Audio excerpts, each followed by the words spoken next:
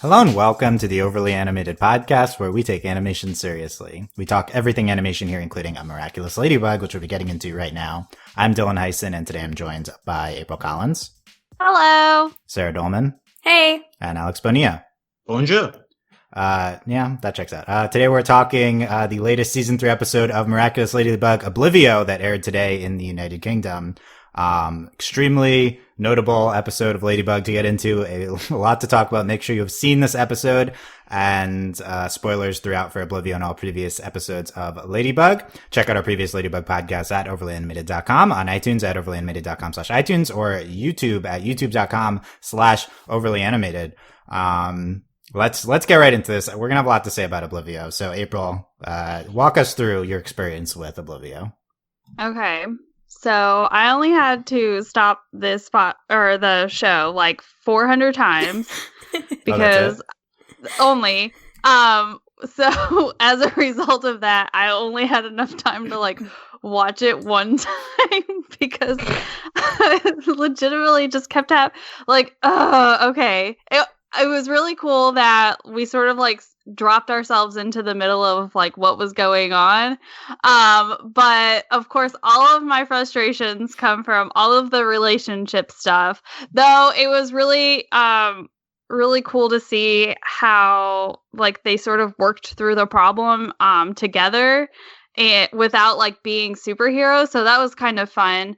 Just to kind of see them like, I guess, problem solving. And we got like Ladybug vision, and then we got like, I guess it was not Adrian. We got Marinette vision and then like Adrian vision. So that was kind of interesting.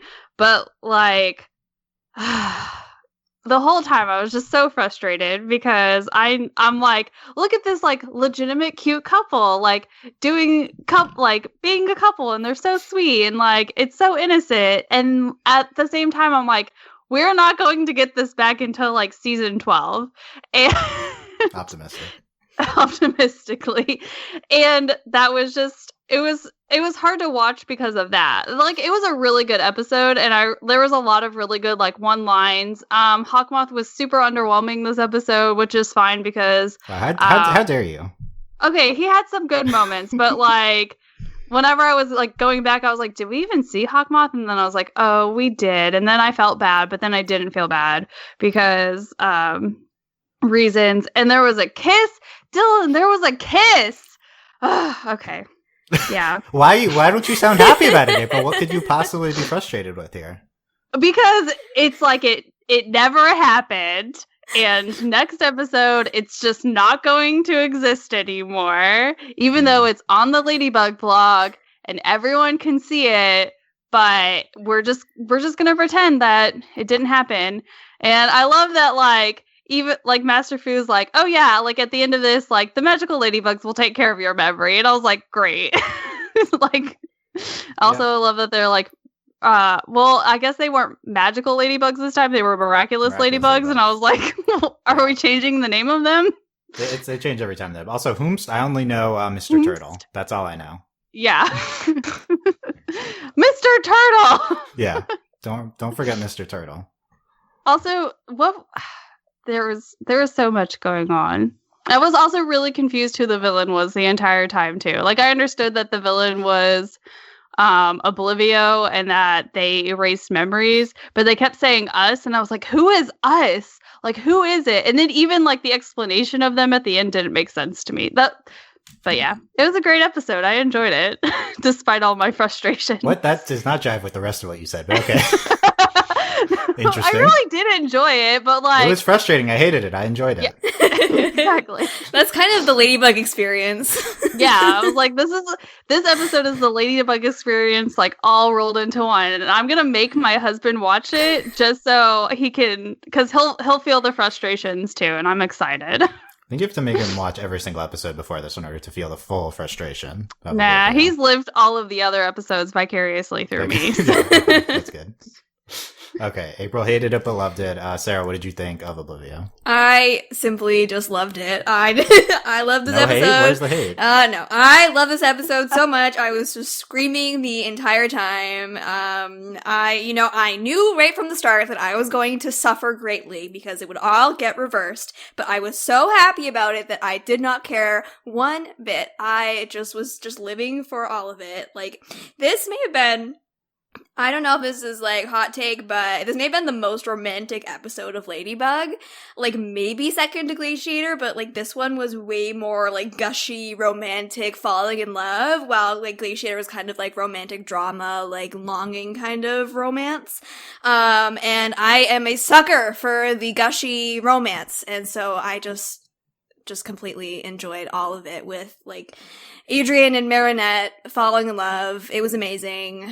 I died. Yep, that's it.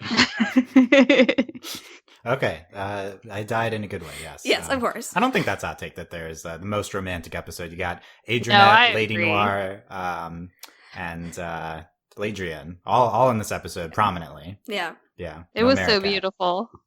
Yes, beautiful. Okay. Alex, you just caught up on Ladybug season 3. Walk us through that experience. It was a lot. Like I've been feeling pretty down this entire weekend. Has been up and down. So like I figured, well, it's finally time to go visit Ladybug again, see what they're up to. And hey, what do you know? Season 3 is like, it feels even more ridiculous than the previous seasons, and I'm fine with that. Like it's a consistent level to the point where it's like it's gone past the level where now it's just like amazing every time they like continue to keep it up. And I think that this episode continues that streak of like just being so like in the world of this, it's so silly that it's like an episode about people with secret identities and they don't remember it. So now they just get to have no emotional baggage and just like have a natural relationship. This is the Adrian Marinette fanfic episode, and it's so great. Totally. But like, so just seeing them like deal with that, like obviously you know that it's gonna get erased, but like I was like, well, let's just enjoy the ride while it lasts. And I think that there's a lot of cute moments in here. Also, April pointed to like the problem solvingness of it, and I agree that like there's some like fight scenes that I don't get into with this show, but for some reason like all this Adrian Marinette like problem solving stuff works for me, and maybe because like it reminds you like how smart Marinette is, and also gives Adrian opportunities to be like, oh okay, like this is a reason to like really like this person. So like it all fits together. Like there's several scenes especially that stand out in that, but yeah, like the chemistry of Marinette and Adrian is like such a strong part of this show, and like here's like ramped up to 12. So it's like it's this show. It's an encapsulation of what makes this show great, kind of on steroids almost. So like it really is. It got me in a good mood for sure. Yeah, I think that's what Ladybug's for, getting you in some sort of mood, whether it be incredible frustration like April, or It was a happy frustration. Okay, happy frustration. That's good. I think that's a good point at the end. This show is the Marinette and Adrian chemistry, and this episode features the most of that. So is it the best episode? I mean, there's an argument for that. I think like, first of all, this is like an instant classic for Ladybug. Like, this is the episode people are going to be talking about. Unfortunately, like Dark Cupid, that's one people are going to compare this to. This is one that's going to be most remembered, I think, from the season. I thought it was really good. It's like deconstructs the show's entire formula and mythology by having no one remember anything, so we have to explain it all to them again. I think that's a good concept. I think it does show how ridiculous the show is, which is good. That's what we want here. I also like this is a bottle episode in this tower in Paris, and I'm always a fan of bottle episodes. I don't think Ladybug's ever really done one in the same location like this the entire time. I guess we break at the very end. I really like that. I think my only complaints would be I think this episode's a little safe, much like last week's episode. I think like this isn't ridiculous enough to a certain extent. I think Ladybug is at its best when it is messy. And Ladybug has like mastered getting like really fun messiness, and this episode isn't that messy. I think this episode's very polished, and so I didn't necessarily have as much fun with this as an episode like Chris Master. Even though maybe this is a better episode than Chris Master, I just think Chris Master is just like so much more fun. Maybe that's just my preference for an episode type, but I do think like they're like, okay, we have a really solid foundation here. We'll just execute on this formula. We'll stay on this one thing the entire time. And that's great. But, I think they should have switched up slightly more. But still, there's a ton of great things in here. And, very eager to get into a lot of it. Surprise, I also have Delaney's thoughts on this episode that she sent in. I know I promised Delaney last week and she could not make this podcast, but here's Delaney's thoughts. Eagerly anticipated for this episode. She says, this is the rudest thing to ever happen ever. We get an identity reveal, they're dating and they kiss, and then they forget. It's worse than a dream sequence. And it was a really great episode and super cute. They're obviously soulmates. I picked up on it being Alya and Nino pretty early. That's interesting. Definitely the most OP villain to date. Interesting character design. The freak out over the Kwamis was funny. I thought the memory loss was handled very well, and another great episode displaying how their heroes in and out of costume. It seems like we'll never get a reveal on the job unless it's not directly because of a villain. I think that last part's interesting. I think probably the identity reveal can't just be some random villain's power. Yeah. That makes sense. But yeah, Delaney, we thought she'd be frustrated and she was. So I hope that, Thank you, Delaney. That's good. I'm glad we got it. Okay. Let's start with the kiss at the end. We could easily walk back and from start to finish with this episode, I think. But, the big thing is the kiss, and we get this epic multi-angled Lady Noir kiss. I don't know where all the angles were coming from, because Alya only took one photo, but she also took and we get the angle of Alya taking the photo. April, what was your reaction to the kiss when it happened? I loved it. I thought it was very sweet. Especially because, they knew that, I guess it's sweet because, they didn't know what, their lives were going to go back to outside of that. But just the fact that, they wanted to sort of have that moment together despite, I guess, just meeting. And I love, it really, was a culmination of them having all of those moments, this is why I know I love you and everything like that. And it was perfect in itself. I loved that they are holding hands and tightening the grip. I liked that sort of close-up shot while they were kissing. Super sweet. I even enjoyed that Kat was if it's all right with you, he was so polite about it. It was beautiful, Dylan. It made me want to cry. The frustration of the episode or the kiss made you want to cry? The kiss. Okay, that's good. And the frustration, but the kiss, no, it was perfect, and it was perfectly timed too. If they had done it at any other point in the episode, it would have been really out of place. But I like that it kind of sort of happened when the stakes were kind of high, if that makes any kind of sense. So the timing of it was great. I didn't really anticipate that there was going to be a kiss, but I'm glad there was. So what was that sigh at the end there? I'm still frustrated. That's what I thought I was picking up on. It wasn't a sigh of happiness. This is everything that we could want, and it's just, again, in the words of Delaney, this episode was rude. So because this is the rudest thing to ever happen ever, she said. Yes. Because we finally get it. We've been waiting 3 seasons for this.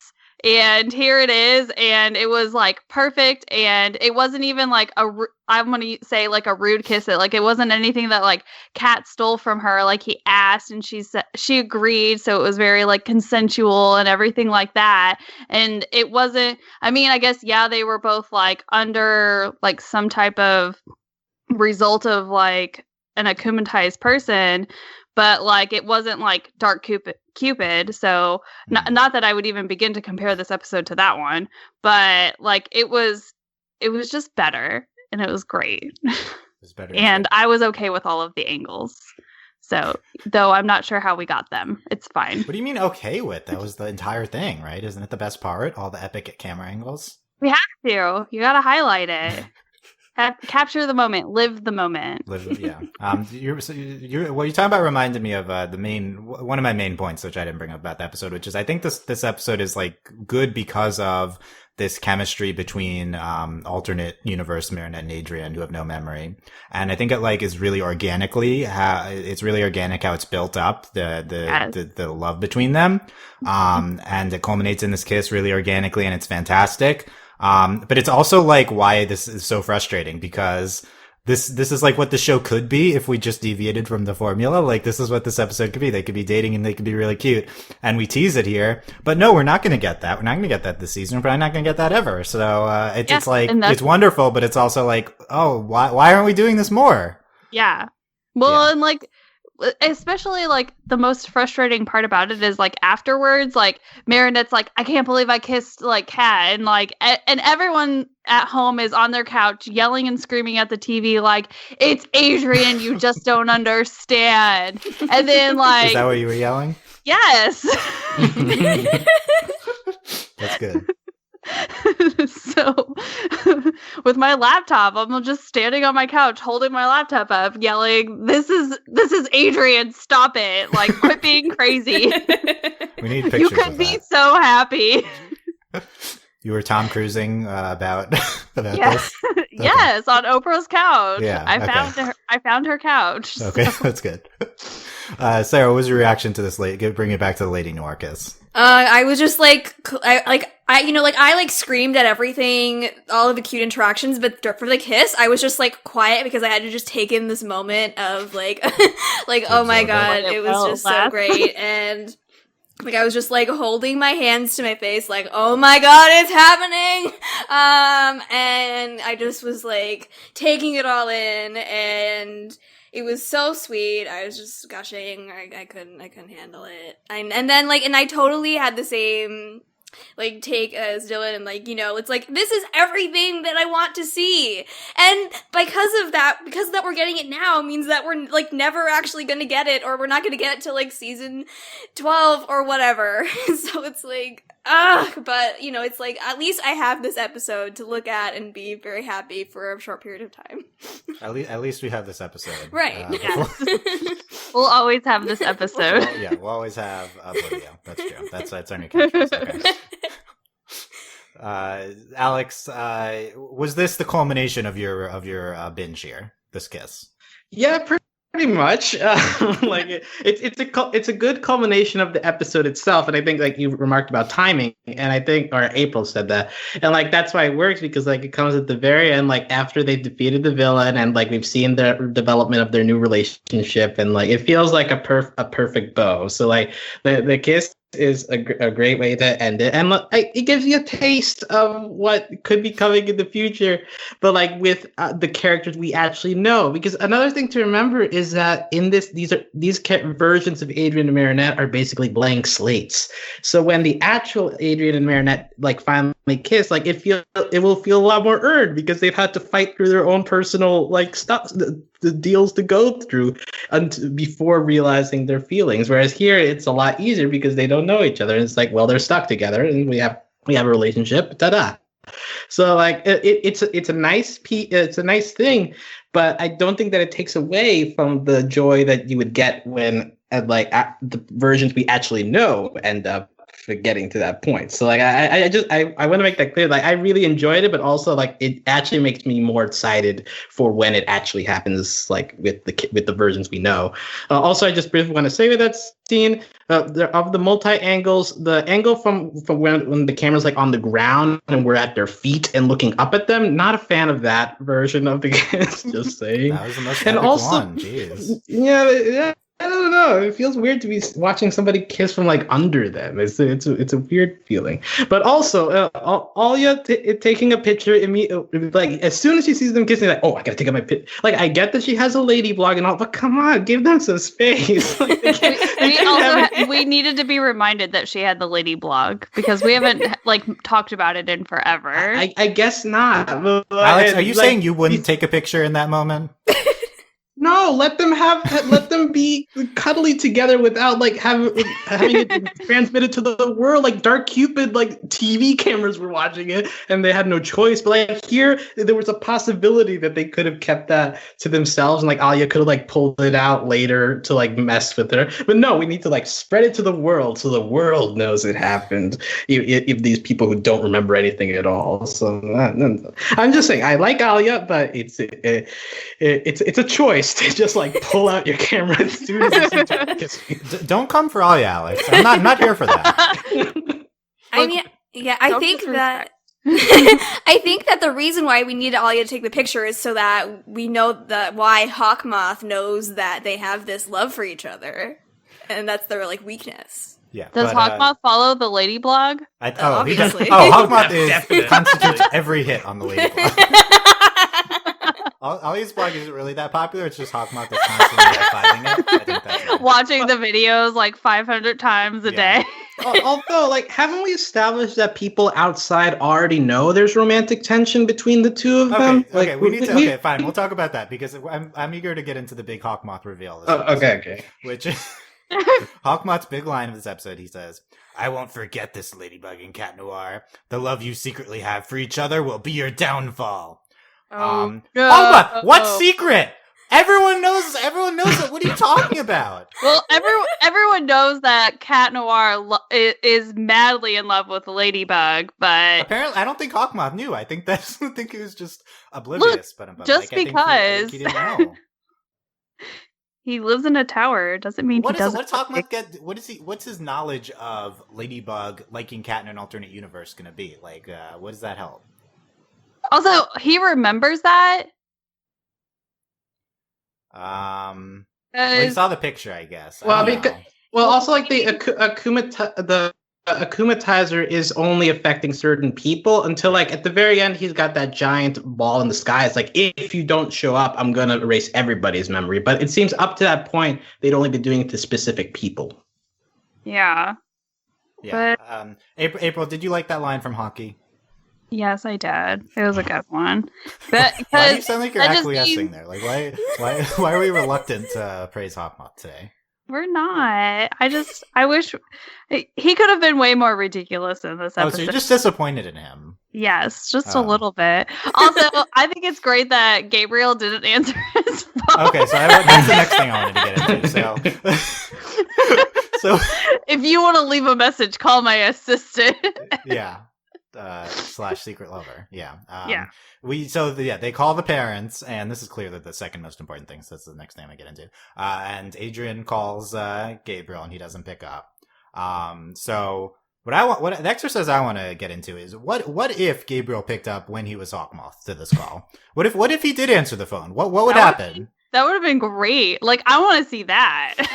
And why isn't he answering his son? What if his son is having an emergency? He's his only emergency contact. But also, does he not know where his son, like, that his son is on the same field trip? Like, Baroness Mom, Sabine knew. She's just like, hey, sweetie, I saw on the news that someone was akumatized at the place your field trip was. Are you okay? Yeah. Natalie definitely signed the permission slip, not Gabriel. There's no chance. Yeah. Okay, that's fair. No, it's not fair. That's a criticism of Gabriel's parenting.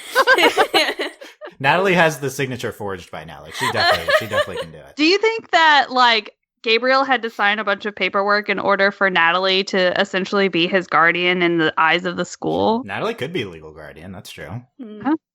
I don't know. Maybe. We'll get into that in the future. But what I want to know is, Hawkmoth, they had no memory. He could have just picked up. He could have just pretended to be Gabriel. Like, what's the harm here? Hawkmoth just, like, or he could have just said, no, I'm Hawkmoth. Like, they don't know. Who's Hawkmoth? Yeah. What is this? That would have been much better. But that's the other thing, too. Like, apparently, like, Hawkmoth remembered all of that.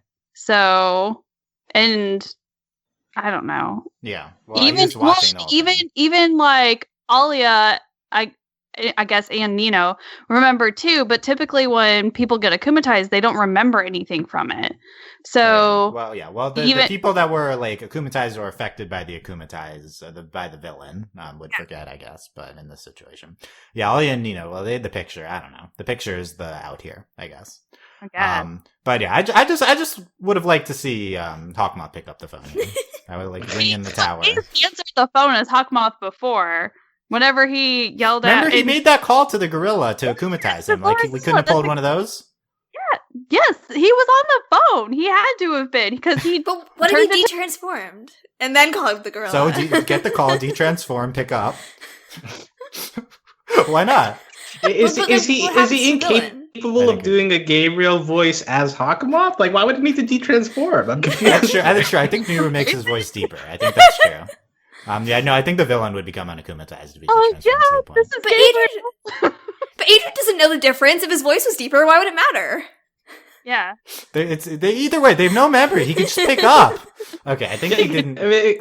Because also, I don't think that he knows that it's Marinette and Adrian who have lost their memories. He only sees it as Ladybug and Chat Noir. So, like, yeah, well, Ladybug and Chat know of Hawkmoth, but they wouldn't, I guess, in this. I don't know. Anyway, stop putting your phone on silent when your phone is calling. Like, that's my big takeaway here. Yeah. When your son is calling? Yeah, Gabriel. Yeah. Like, well, especially because, like, actual Adrian knows that if he needs help, it's probably best for him to call Natalie versus his dad. And so I feel like if Gabriel was any type of father, he would know that, okay, if my son is calling me, it's probably bad. So you're saying what Adrian should have done is in his phone put Natalie mom, just in case of this situation where he would lose his memory, so he would call Natalie instead of Gabriel. Like, Natalie Ice. Like, because ice is in case of emergency. So, does no one else do that in their phone? No, Am I the only one? I vaguely heard of that. I think that's a default contact. Like it's like ICE 911. Like, well, no, like so in my phone. Okay. We don't need to get into this. Well, April, tell us who your emergency contacts are. Okay, my emergency contacts are my husband, of course, and then if it's ever so desperate, it's my brother, which will be more or less useless, but I just need someone to know if I'm dead or not, because my brother lives like 700 miles away from me. So, but those are my... I wasn't expecting the full breakdown there, but thank you for that. Okay, you're welcome. Can I also briefly comment? The order of the contacts is interesting because it goes first G, the gorilla henchman, then Natalie, then Gabriel, then Kagami. So it's not alphabetical, but could it be frequency of calling? Like, is that a possibility? Maybe like your last, like your call history. Yeah, like most recent, like he called bodyguard more recently than Natalie. That's maybe possible. But then Marinette's is Alia, then Nino, then Sabine. But like, does she call Nino that much? Is like a real question. Shout out to Alex for screen capping the phone history. Maybe she calls Nino to get a hold of Alia. So she can't get a hold of Alia, so she calls Nino. And then of course, like the next person that she would call the most frequently would be her mom, in theory. Okay, I'm not here for this analysis. Well, you don't want to get into Marinette's personal connections? I think we broke down. We're discussing their personal lives right now.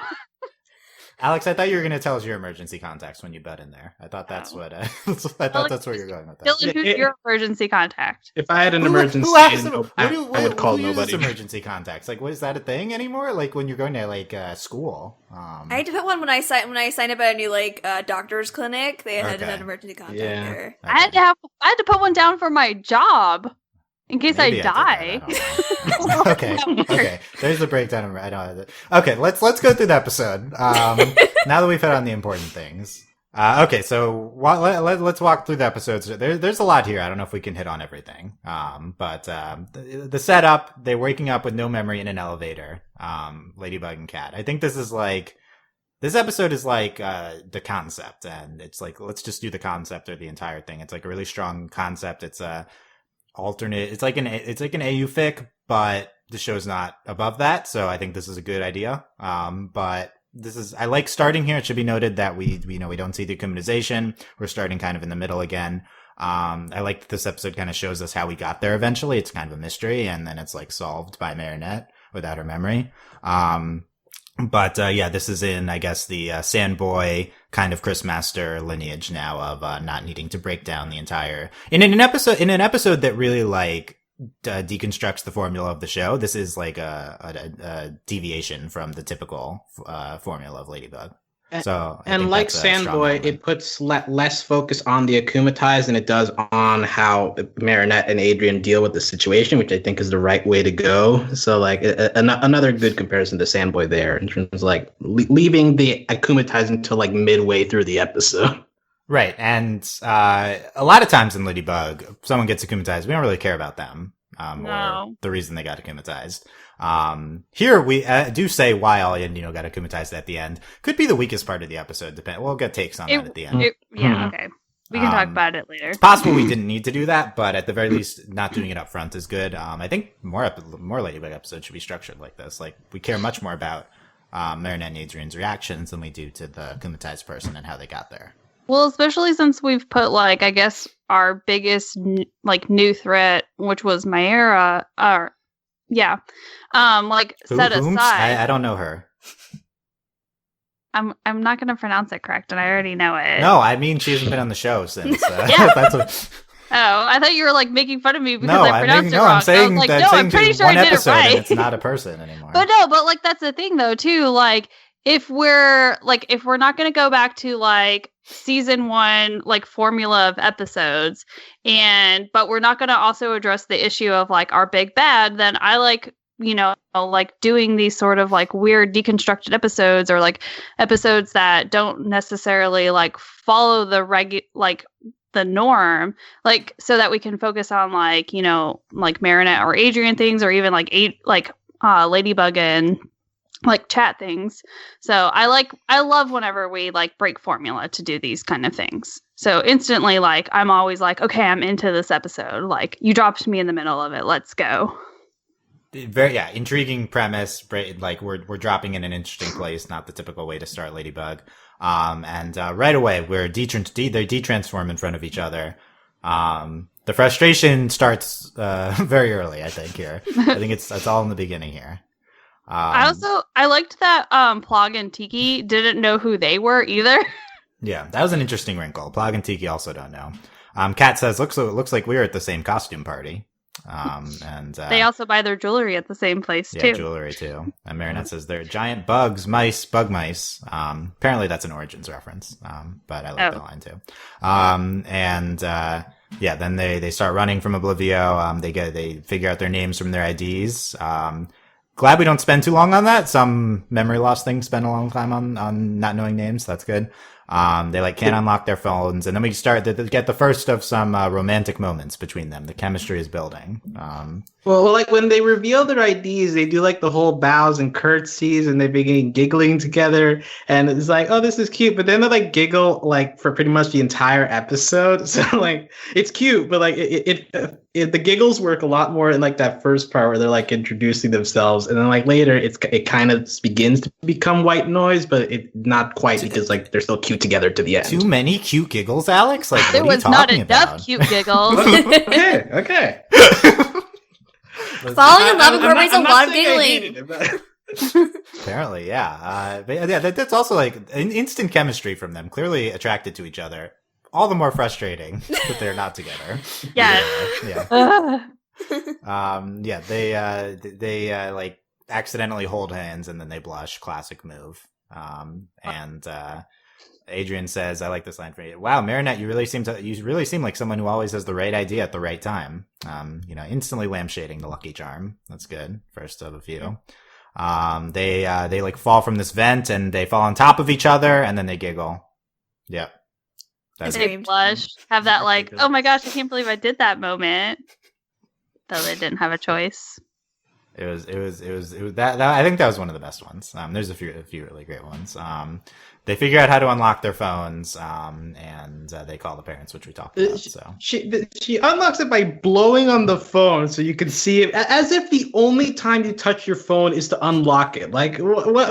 It's like a spy movie thing. I've tried blowing on my phone. I see fingerprints in like every single corner. I have no clue how you would keep your screen that clean that it only shows that. Look, you did try this. Look, I'm just glad that they didn't have like iPhone X's or anything, because all they would have had to do is just look at their phone and then it would have instantly unlocked. So first of all, every iPhone for a few years now has the thumbprint Like, they should be able to get into their phones. Bloom and Two just did this, I think. Like, that's what I like, the phone thing. I feel like maybe I think like it's people now, amnesia stories don't work anymore with the phones. You can just get into your phone even if you lose your memory. All you have to do is touch it. I'm just upset that I don't have an Android. Do androids not have the thumbprint? Like, no, they don't. I'm sure it's very upsetting. Oh. Okay, maybe they had Android. I mean, they did. Yeah, they drew the thing. So that's an Android type thing. Yeah, but that was their solution, I guess. They don't have iPhones. Good. I'm just gonna say that this was a missed opportunity for some primo marketing because we could have gotten some Apple dollars, and they could have like. You think Apple's sponsoring the show? They would need to put it on the Apple streaming They service. could have. They could have been like, hey, look, we've got these characters who have amnesia, and they're gonna get locked out of their phones, but they could not get locked out of their phones if they had iPhones. And then at some point they could be like, thank goodness I have this iPhone that recognizes my thumb and or face. April, are you concerned with the show's financial future? If you're trying to find sponsors? I'm just trying to help it out, okay? I think you should be. Considering recent cancellations. Could you imagine if like you were just watching TV and an Apple commercial showed up and like Marinette is like, hi there, guys. I mean, UK has those 3D Ladybug on top of a normal background, live action background promos, which are very disturbing. So it'd be like that. No, Adrian is the new Apple poster boy instead of the fragrance. Gabriel got the deal. That's Kagapi's mom. It works for Apple. They're signing those deals for Adrian to be the new poster boy for Apple. That's what it is. This makes sense now. Yeah, we saw all the Adrian posters in this episode. Billboards. Harassment, okay. We could have just put Apple. Yeah, okay. I'm glad we're helping the show now. We do see the poster for the Ladybug and Cat Noir movie from last episode here. Very prominently featured. That's part of how we put the clues together that they're Ladybug and Cat. And so you know what? This makes sense why we needed to have whatchamacallit first. Right, so last week, Disney Channel UK, last minute switched this out for Anna Maestro, yeah. Maybe like someone on their staff or on Zag's staff actually watched the episodes and determined that you needed to put them in this order. That's a crazy thought. Wait. Have you guys seen these episodes? You need to switch them. That would be me. I'd be like storming into... That's probably what happened, right? Like there's someone last minute actually decided to watch the episodes and realized that they should be in a different order, or Zag called them last minute. Yes. That's really sad. Okay. Imagine like last week watching this episode without watching the previous one, being like, oh wait, what the heck? There's a Ladybug Cat. We would have spent 20 minutes on that in the podcast if we didn't know what it was. We would have been like, what is this poster? Where did it come from? Yeah. Also, the absurdity of a Marinette without memory, looking at the poster and then like, hey, we kind of look like that. But then you go to like real life, they actually know what these identities are, and they still can't figure out each other. It's like, okay. First off, you just made me even more frustrated. Okay, they were heroes to start with, and then they detransformed. They saw themselves in the beginning. So they would have okay, you're right. Never mind. I have a better reason to be frustrated about the identities later. We'll get to that. Okay. It's a valid point. I mean, really, that is smart of Marinette. She saw Cat for like a few seconds in the beginning and then pasted it together, I guess. That would have been good. I like... okay, I'll save the next one. So, Hawkmoth appears 6 minutes in. We always track when Hawkmoth appears first. And, he's, very happy that they don't have memory. He's excited. I feel like Hawkmoth undersold it. This is a major development. This is a big opportunity for Hawkmoth here.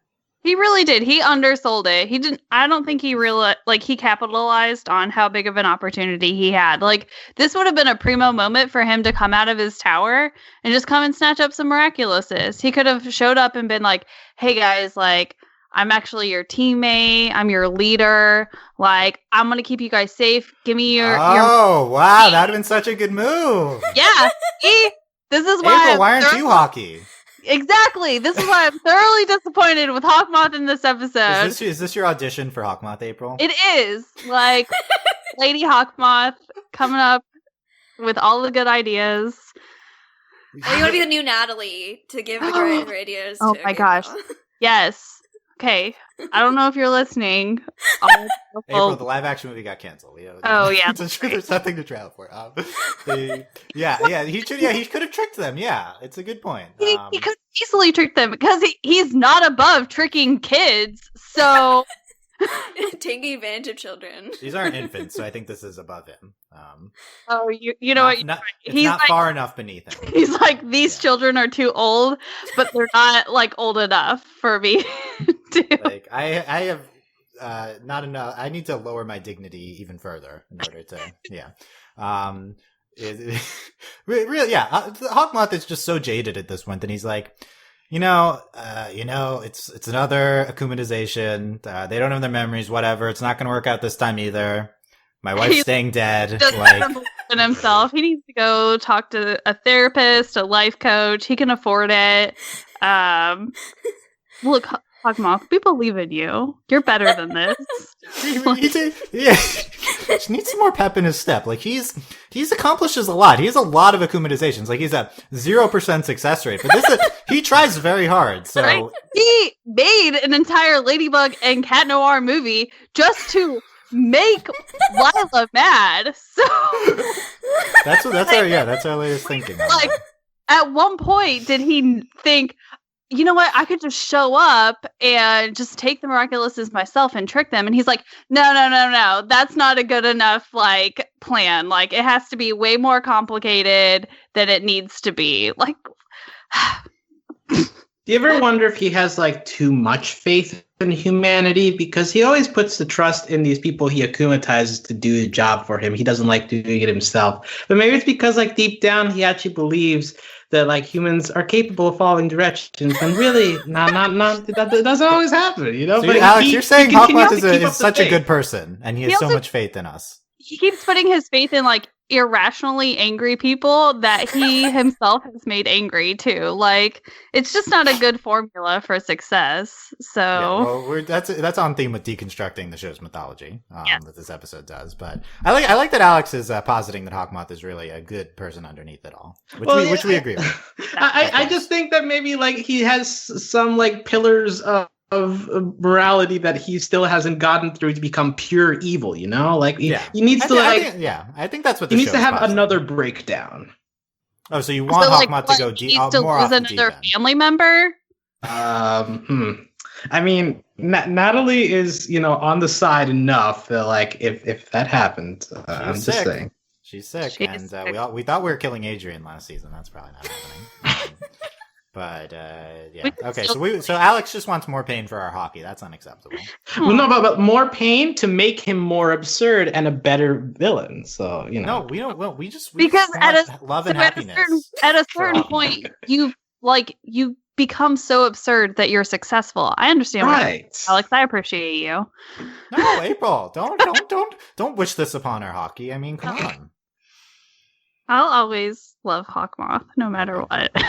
Thank you. We love and support Hawkmoth. Yeah, we just want him to get out of the rut, like spice it up a little. He definitely is in a rut. Yeah, he's in a rut. He needs to get out of the tower more. Like he's starting. He's running for no reason. Last episode, just dashing out. He needs to use more bathroom stalls. I think that's the key. I think he needs more exercise. I think that running was good for him on that last episode. He's kind of just a stand in place his whole life. That seems to be where he is all the time. Or was the running not good for him? Because that's true. This wasn't his best plan. Well, he needs to do more. Yeah, you have to. Yeah, look, it's hard when you start out, but you just got to keep going. Yeah. In your routine. Okay. We'll track Hawkmoth's progress here throughout the season, of course, as we've been doing. Of course. In his recovery. Yeah. Okay. Here, I posit this for one of the best parts of the episode. Adrian and Marinette look at photos of each other on each other's phones. Yeah. And they conclude that they are dating. Also, I appreciate that neither one of them was concerned about the amount of photos the other had on the other's phone. Well, it maybe kind of makes sense if they're dating. So I think it makes sense that they would come to this conclusion. I don't know that I have that many photos of my husband on my phone. Oh, no. But also, they're teenagers. Like, I don't know. You think that's true. It's a teenager thing to do. This was like, I think this was maybe the most frustrating part for me is like, the evidence is all there for them to be together, for them to realize everything. it's on their phones, and yet they lose their memories, instantly come to this conclusion, instantly think they're dating, start dating, but in real life it will take 7 seasons. The reason why they were also able to come to that conclusion is because they knew who each other was. Right. So we saw Ladybug instead of Marinette, and so we connect the pieces there. Yeah. So let's just get the identity reveal, then we'll get them dating. That's what we're saying. Please. Okay. I thought we wanted them to be dating pre-identity. I want that. Yeah, I do want that. So. Yes. At this point, I'll take it. Okay. Can't be picky now. After Oblivio, I'm just like, whatever. Just something, After please. this episode that we just watched today, we're ready. We're ready for it. Adrian says, then we must have told each other everything. I couldn't hide my identity from the girl I love. Also, I love that he just assumed he was in love with her. So, aww. Yeah. That's so sweet. There's a lot of pictures. So, that's the ideal dating superhero. Yeah. Okay. I just briefly want to mention Tiki and Plog in this. Tiki's like, there's a scene of Tiki going off on Plog and getting really angry. I mean, I think the point is that even when they lose their memory, they still have this relationship. But very weird scene. Is it bad that I could have just like done without it? Oh, well, I absolutely could have done without it. And then later, Plog imagines giant angry Tiki surrounding him.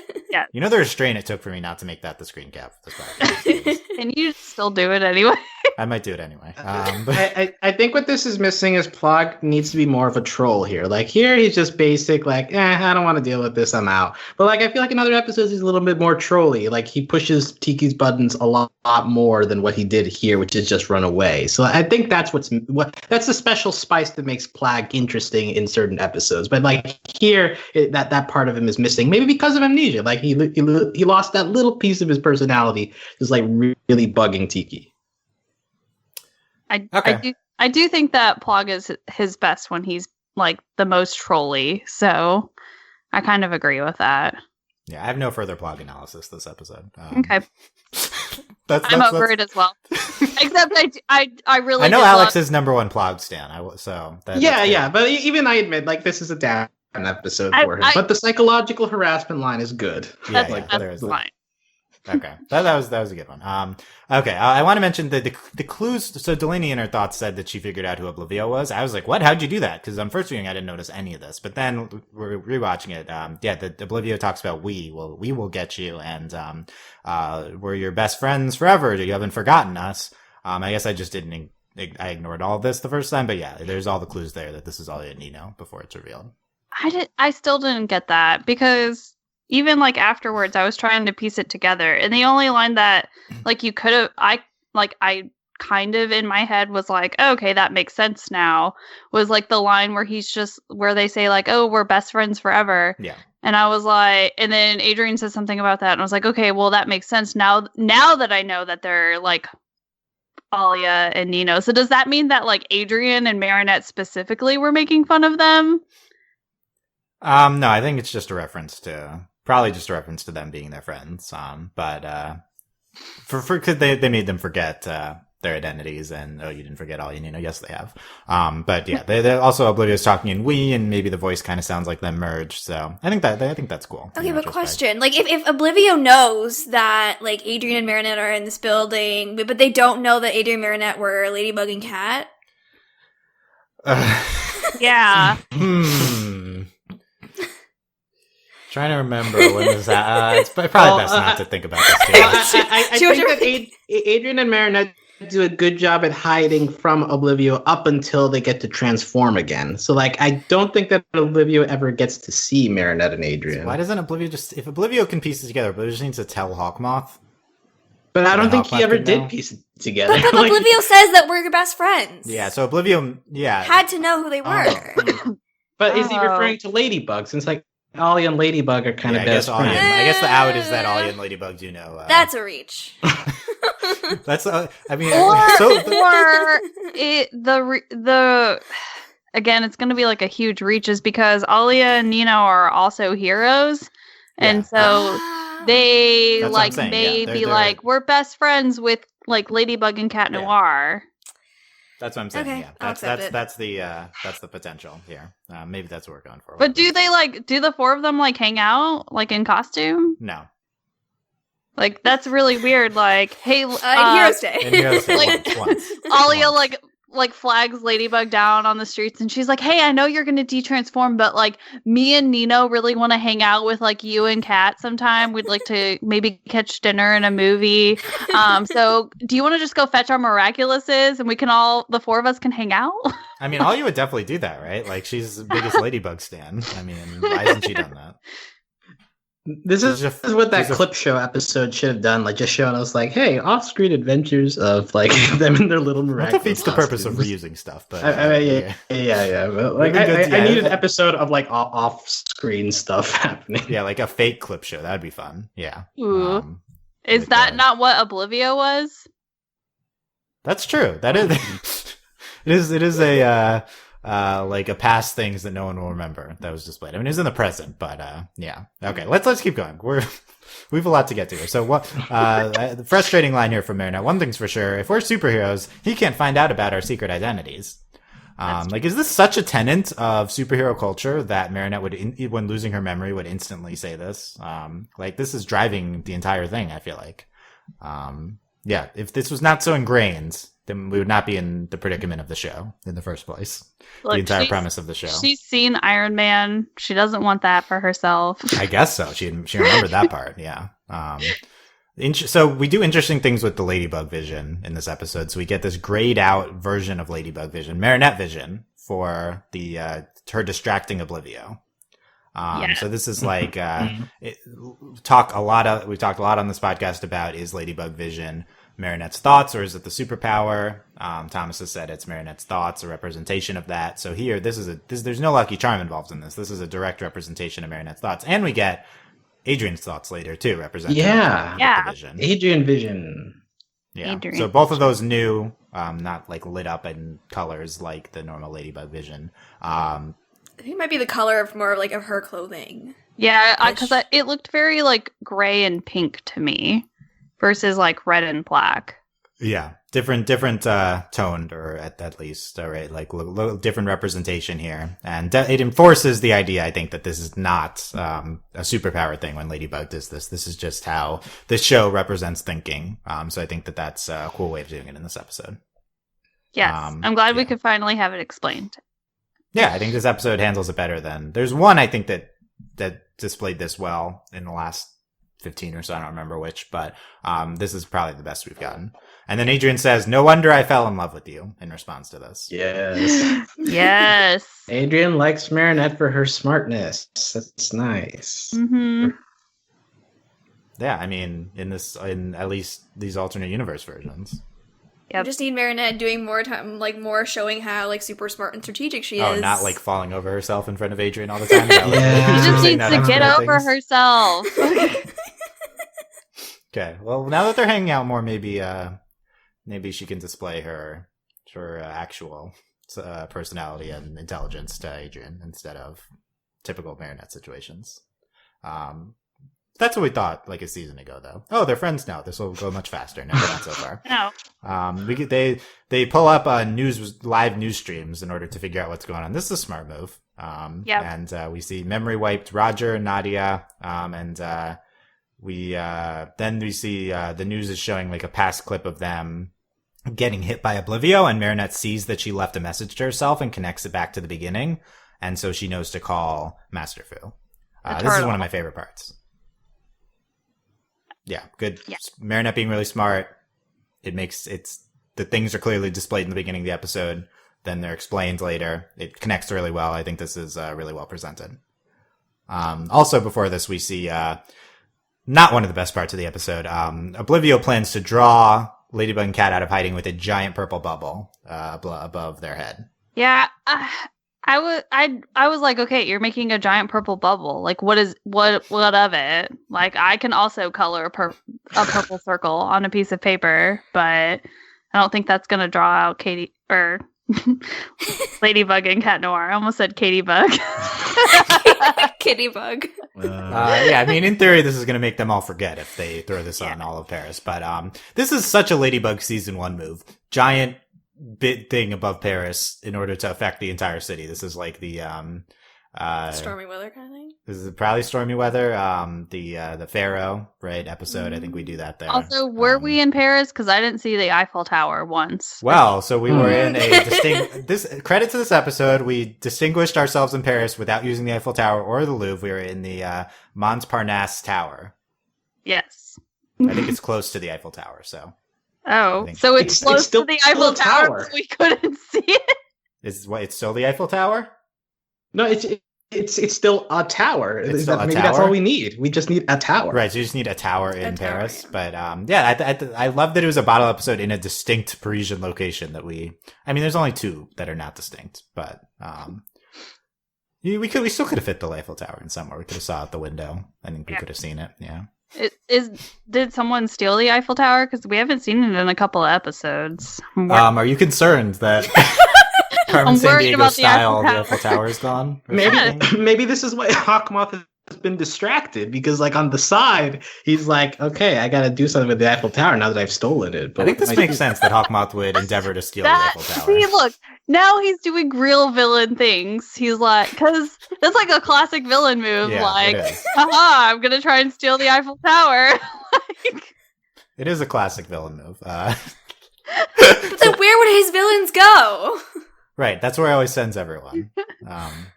He may that's maybe why he has restrained himself so far.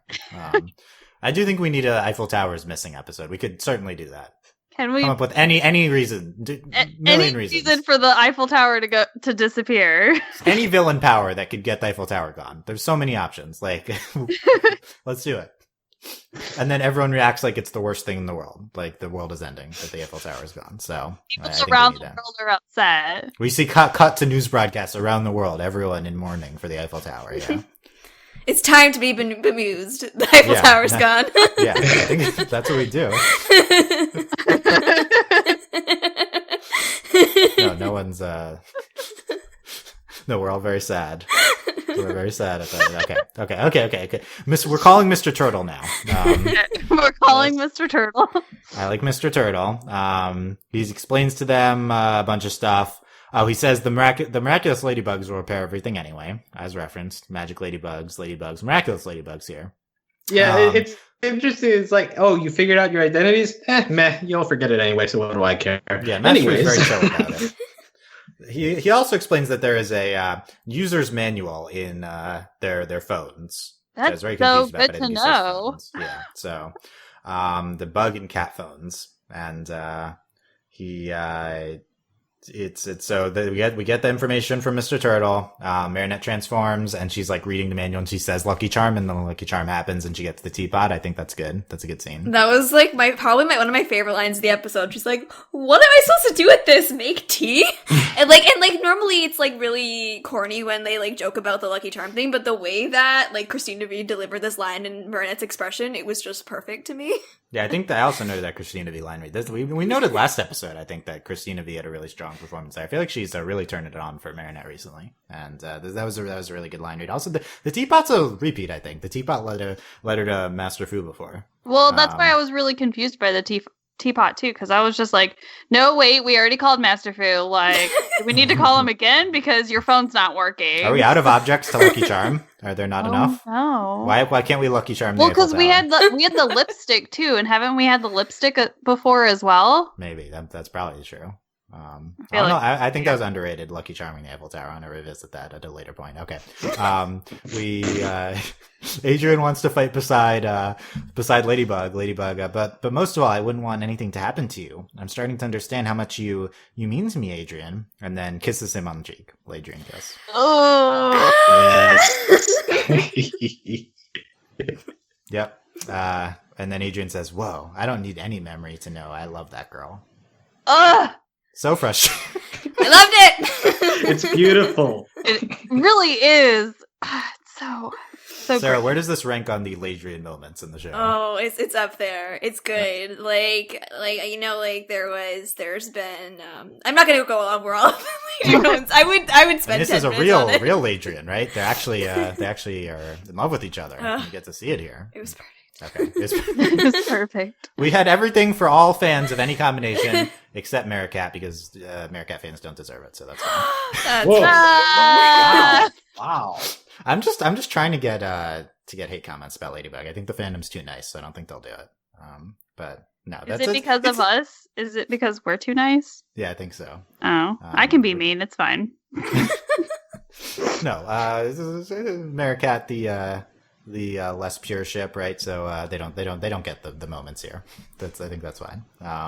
Actually, I think that like everyone would have freaked out if it had been like Maricat moments. Oh well, it's one of the more popular because ones, it's so undeserving.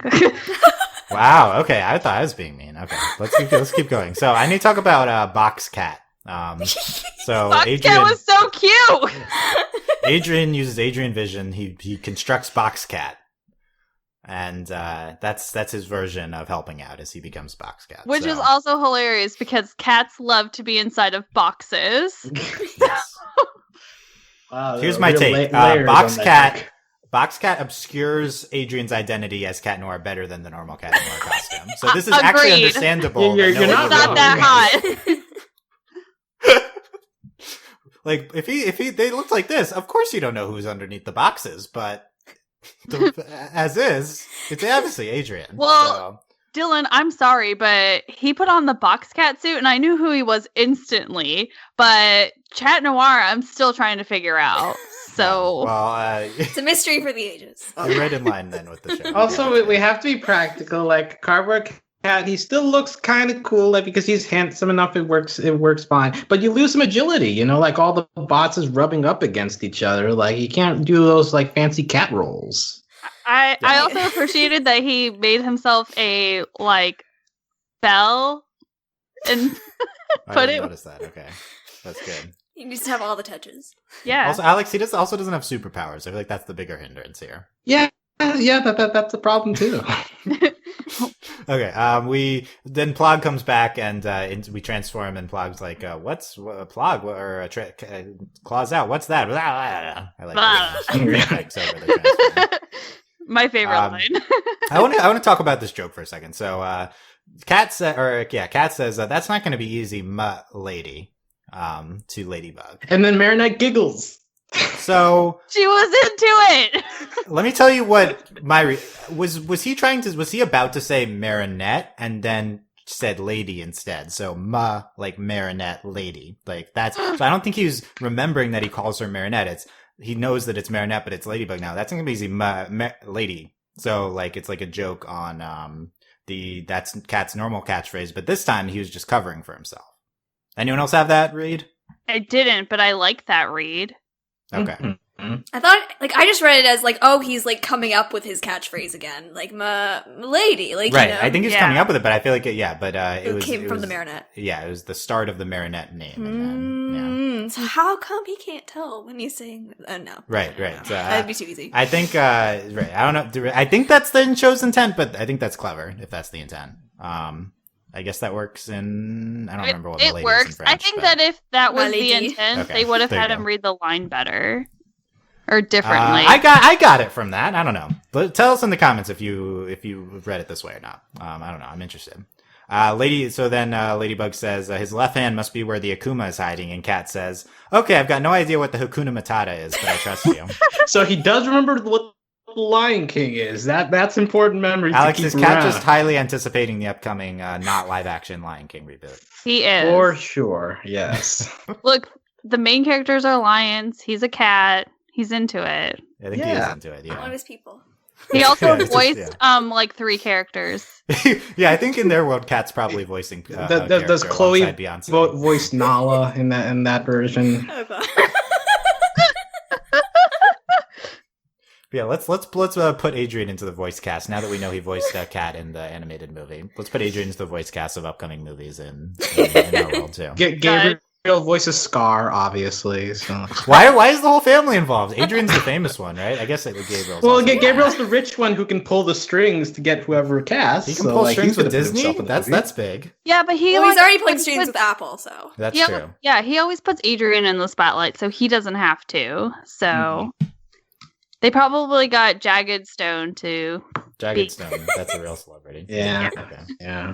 Okay. Then we Ladybug Vision to distract. The cat distracts and Oblivio. We defeat Oblivio. Oblivio was Alia and Nino all along. And then, as discussed, they won't remember this afterwards. They get the multi-angled kiss. Alia takes the photo. And then they like do Miraculous Ladybug as they're like leaning into each other. And then they wake up and then they're like repulsed by it or freaked out by it. Marinette is repulsed and Cat's Cat all is- into it. Yeah. Oh, of course. And then Alia's like, you guys have defeated Oblivio already. And they're like, oh, okay. Pound it. I thought that was good. They agree. Yeah. Then Ladybugs, don't start with the couple thing again. I told you I'm already in love with another boy. Besides that, this charming kitty act of yours was the reason we got distracted into all this trouble in the first place. I thought charming kitty act was an interesting thing from Ladybug here. I don't know if I've... Kitty. Yeah. Also, like Chat Noir, when they recover the memory, he also recovers his like kind of cockiness, which he didn't have in the non-memory version. So like, we liked memoryless Chat better. I'm just saying he didn't have some of like the extra stuff he adds onto his Chat Noir personality due to the identity stuff. Yeah. Red, maybe this is an insight into how, if the identities were revealed, how Adrian would behave. And this is like, everyone says that, like, the way Cat behaves is, like, Adrian's true personality, but, like, is it... Oh. What is it? Like, Isn't this the best evidence that that's not true? Right. This is a blank slate Adrian. Exactly. Wow. Okay. Yeah. I love it. Okay. Take that. Premise that the show has posited itself and people have latched onto, but I think the show has said this, but it's fine. We just like pure Cat better, okay? This is better. Pure sweet Cat asking before kissing. Vulnerable. Let him, vulnerable. Yeah, actually, consent for kisses. Yeah, it's great. Okay, we like it. And as they see the photo of the kiss, Cat, we're meant for each other, milady. You're the only one who doesn't see it. Like, okay, we're back to this. Yeah. But also, he's totally true, so... Yeah. Also, he doesn't see it with Marinette, but... Yeah. We'll figure it out soon. No. I'm hoping... I'm rooting for you, Adrian. Rooting for you. I'm rooting for you. I need it, okay? Please. Fandom after this episode. Yeah. Okay, Hawkmoth line we talked about. Alia and Nino's explanation of what happened. They were playing, Miss Bustier caught them playing Super Penguino, and they're making out in the closet. And, that's literally what the show says, right? It didn't say making out, but we got this like snapshot retelling of it, which I thought was kind of cool, but they're embarrassed, and so they got akumatized. They weren't making it. They were purely playing a video game. They were kissing. One of the shots was them kissing. Oh, really? No, it was them with their lips puckered, but they did not touch. I went back and looked at that. So we didn't actually see them kiss. We just saw them looking at each other intensely, which you do when playing video games with friends. I don't know. Yeah. Look, Alia and Nino were making out in the closet. It's fine. It's fine. But also, Teenagers. like, why are they embarrassed by that? They were embarrassed by the game. Right, they weren't embarrassed by being caught making out. They're embarrassed by Super Explanation Penguino. Ever. And then, like, all the kids are like, "Hey, I play that game. Yeah, that game's cool." So Yeah. it's like, what even? It was a commentary on kids being We're embarrassed actually about making fun things of that you. aren't actually embarrassing. April, did you like this explanation for Alia and Nino being akumatized? No? Especially, like, okay, I guess if, like, all of the other kids didn't also play the game, it would make more sense. But they're all like, "Oh, I play that game too. Yeah, me too. Sometimes we play." Like, everyone played that game. So who was making fun of them? Adrian. Alex, did you like the explanation? No. It felt very superfluous to the rest of this episode. It has nothing to do with any of the things. Sarah, did you like it? I mean, I thought it was dumb, but I enjoyed it. Okay, good. I mean, I think that they were like probably just laughing because they found Alia and Nino in the closet, and that's kind of funny to find your classmates just in the closet playing games together. Like, that's funny. It's not the game that they're laughing about. They're just hiding in the closet playing a game instead of enjoying their field trip and making out. Yeah. Yeah, in such a tight episode, like this episode, there's no B plot, they don't cut away to anything, like maybe Hawkmoth once, but then we get this at the end, and it felt like it did feel superfluous. I feel like, but it was, I don't know. This is interesting, Ollie and Nino thing. I don't know. I just like the way that it was structured. I just like the fact that we got this explanation of this really ridiculous, dumb reason to get akumatized at the very end. I do like it's not at the beginning. Also, I feel like it was animated really interestingly with the snapshots. Yeah, I liked the snapshots. I'll say that the snapshots made it feel to me like almost brushed off. Like it felt like, okay, well, let's not pay too much attention to this part of the episode. So like I think that actually hurts it, in my opinion. I think it hurts the explanation, but that the reason why they got akumatized isn't like what this episode was about. So right, it's like it feels the need to do it when really you don't, because we don't care why they're akumatized. So you don't care about Alia and Nino and their happiness? I feel like that's been said many times on this podcast. They do not care about Alia. We do not. If we cared, we would be making a strong case for Alia to not be with Nino. So yeah, I care about Alia. I don't care that much about Alia plus Nino. Yes, this is the frequent take. I think this episode maybe made me like them the most as a couple, maybe ever. I like them just making out in the closet in a field trip. I think that's fun. I wonder if they were embarrassed because they were actually playing the game in the closet and not making out. And so all of their classmates were like, what? You guys snuck off just to play a game? Like, you're not making out in this closet? I like that so one like better. The social pressure, they should have been making out. Exactly. They're teenagers. Their hormones are crazy. Okay. I like the detailed breakdown of all. Okay. You're welcome. Thank you. That's what I was saying. Yes, thank you. Last Marinette, Marinette sees the photo on Ladyblog. How did this happen? Who knows? Maybe you still have some things to learn about him, says Tiki. Tell him, Tiki. Tiki's trolling here. Tiki knows. Tiki's trolling. I love it. Thanks, Tiki. Maybe Tiki and Plow were faking losing their memories. Just what? Wow, that would have been a real reveal at the end. They were just having fun. I would have liked that. I really would have liked that. And then they staged this whole blow up between them. They're like, "Oh, that was such good acting." Okay, that would be. Let's do that. Okay, let's do that instead of all your Nino scene. We didn't really mention it, but is this the first time that Tiki and Plag have been affected by an akumatization? Yes, it is the first time. Yeah. So, like, could it be something that supports it? Like, maybe they're actually immune and they're just playing along. Probably the first. Yeah. Yeah. It is. That's the new theory. Okay, we're rolling with that. We'll write the fic. Okay. And then Adrian's reaction. It happened once, it can happen again. At least now I know my dream can come true. Yeah, you just need to memory wipe the girl that you're in love with. Look, if you forget, everything will fall into place. Oh no, that's a terrible message. I hate it. Okay, that's my last thought on this episode. Okay. April, anything else about Oblivio? No.